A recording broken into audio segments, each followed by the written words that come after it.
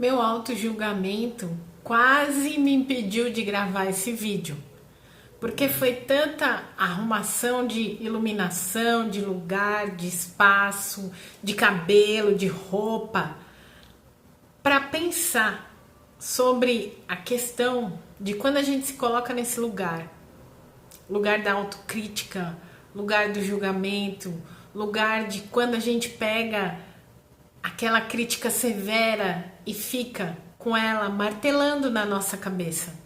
Ah, porque eu deveria ter feito assim, porque eu deveria ter feito assado, porque fulano faz assim, porque fulano faz assado, e se eu quero evoluir eu tenho que fazer assim, eu tenho que fazer melhor, eu tenho que fazer mais, porque não tá bom, porque não tá perfeito. Tá tudo bem. A gente tem esses questionamentos, a gente passa por essas situações, mas a gente tem que entender algumas coisas dentro desse processo. Não existe perfeição.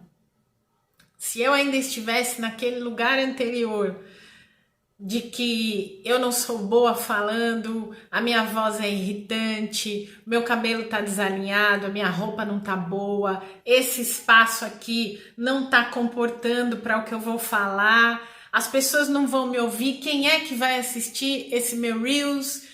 Que interesse eu vou despertar nas pessoas? Se eu ficasse lá naquele lugar dessas vozes, a minha vida jamais teria continuidade. A minha vida jamais andaria para frente. Mas por que é que a gente faz esses movimentos de ficar com essas vozes na nossa cabeça, falando que a gente não é boa o suficiente, falando que a gente não consegue, falando que a gente não pode, falando que a gente não dá conta, falando que a gente é incapaz?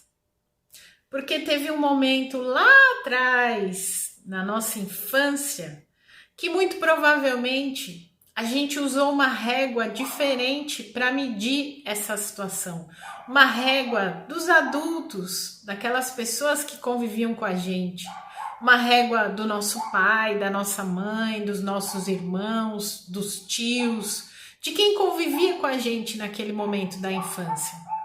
E nem sempre essa régua tá ajustada pra gente. E é isso que a gente tem que entender. Às vezes a gente cresce, mas ainda está utilizando aquela régua lá de trás dessas pessoas e da gente mesmo durante a infância. Então a gente precisa parar de usar essa régua da autocrítica, do julgamento. E isso também não significa se fazer de coitadinho, passar a mão na cabeça e ficar ali, né? Se fazendo de vítima da situação. Não tem nada a ver com esse processo. A gente evolui quando a gente pega a autocrítica e traduz ela num sentimento, numa sensação de que se fosse fulano que estivesse fazendo isso, e se fosse ciclano que estivesse fazendo isso, e se fosse outra pessoa que estivesse fazendo isso, como é que a gente ia se colocar ali naquela situação? Como é que a gente ia se colocar ali naquele movimento? Claro que a gente ia ter compaixão com aquela pessoa.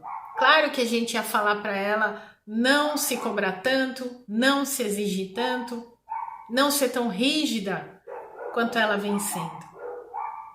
Mas a gente só consegue vencer a nossa própria autocrítica, inclusive quando os cachorros estão latindo e a gente está gravando um vídeo e tá tudo bem, porque os cachorros estão na rua, estão nas casas dos vizinhos e isso não é motivo pra gente se descabelar, se estressar e parar o vídeo no meio e escolher um outro momento mais silencioso do dia para gravar. Porque a gente, sendo adultos, a gente tem flexibilidade e a gente se adapta às situações.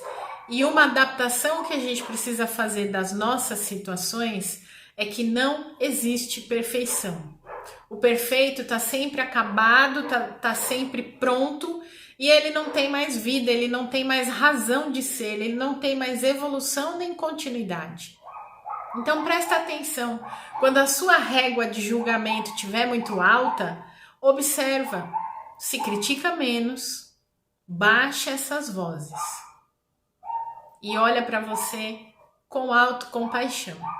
Porque é disso que você vai precisar se abastecer para entender as suas limitações, para entender que você não está sendo medido pela régua das outras pessoas.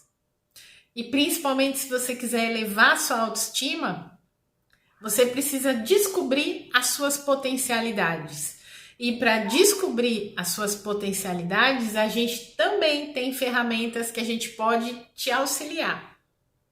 Seja no seu mapa de numerologia, seja no seu mapa de astrologia, seja numa sessão de Theta Healing ou de PNL. A gente consegue levantar todo o seu potencial, trazer isso à tona, fazer você enxergar e usar ferramentas que te façam trabalhar da melhor forma com tudo isso. Porque uma coisa é você ter as informações, outra coisa diferente é saber trabalhar com todas elas. E eu posso te ajudar.